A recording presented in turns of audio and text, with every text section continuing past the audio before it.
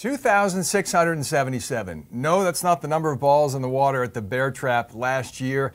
It's the number of miles from Riviera Country Club in Pacific Palisades, California, to PGA National in Palm Beach Gardens for the start of the Florida Swing this week at the Honda Classic. I'm John Swantek with a less than full-throated Amanda Balionis. That was some good research, though, on your part. 200, what was it, 2,600? A lot of miles. Anyway, we have got a strong field gathered as Padraig Harrington looks to defend his title.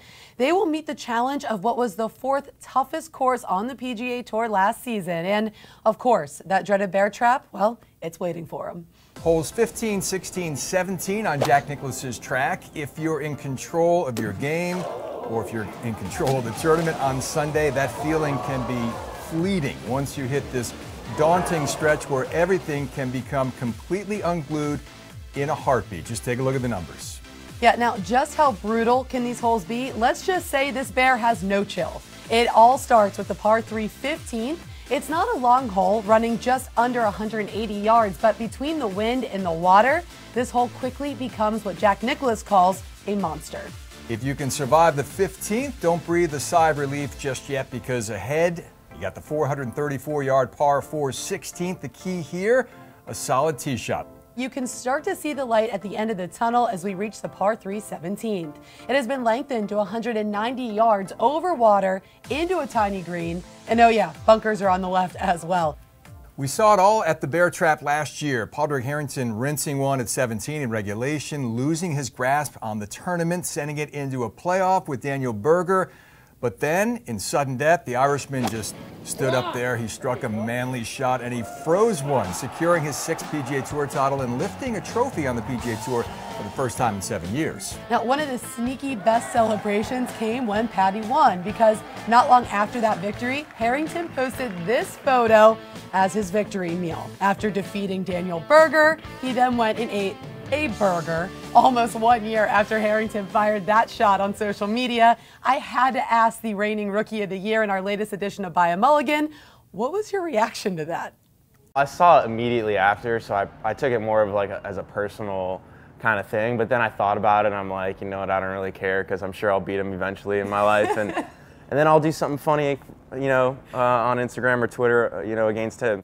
Looking to devour PGA National again this week will be Rory McIlroy, the champion back in 2012. Coming off a tie for 20th at Riviera last week, which ended with a bit of a puzzling 75 on Sunday after starting the final round there at the Northern Trust Open with an eagle. Now, world number 3 is clearly hungry to get back to the top of the official world rankings.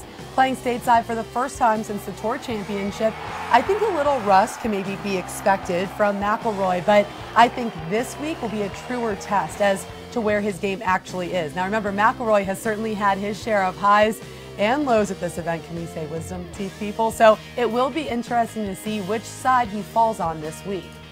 Now it is our favorite time of every preview show, Pixtime, people. Swan, I will let you go first. Oh, thank you. You're welcome. Let's see.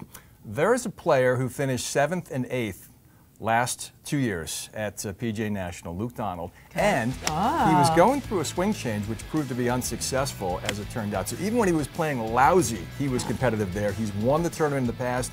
He's finished 2nd, and his short game, which was neglected when he was going through the full swing changes, was very sharp again. I got a feeling about Luke Donald this week. That is a great pick. I'm going to go with the less original pick, Rory McIlroy. I think that he played really, really well the first 3 rounds, but that 75 left a terrible taste in his mouth, and I think he comes in here. He's already won before. He's going to be hungry, and I think Rory McIlroy, I think he gets it done.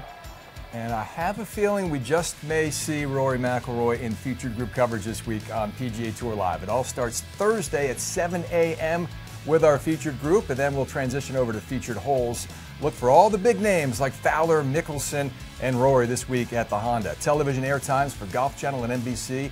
That gets cranked up Thursday at 2 p.m. Eastern. And PGA Tour Radio has live play-by-play coverage, which airs on SiriusXM and streams live on PGATour.com starting Thursday at noon Eastern.